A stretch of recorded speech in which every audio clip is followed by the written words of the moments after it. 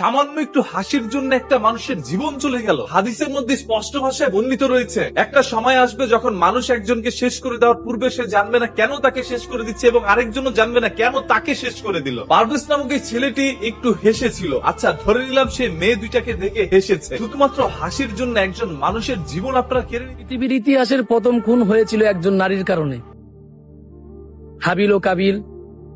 তারা দুইজনে ছিল হযরত আদম আলাইহিস সালামের পুত্র। কাবিল তার ভাই হাবিলকে হত্যা করেছিল একজন নারীকে পাওয়ার জন্য। আজ 1000 বছর পরও ইতিহাস বদলায়নি একটি নারীর কারণে। আমাদের নবী হযরত মুহাম্মদ সাল্লাল্লাহু আলাইহি ওয়াসাল্লাম বলেন, আমার পরের পুরুষদের জন্য নারীর চেয়ে অধিক ক্ষতিকর কোনো ফিতনা রেখে যাচ্ছি না।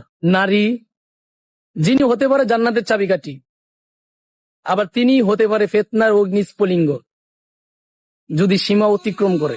ইতিহাস শুধু বইয়ে নয়, ইতিহাস এখন আমাদের আশেপাশেই বেঁচে আছে, আর আমরা তাকিয়ে দেখি নীরব দর্শক হয়ে।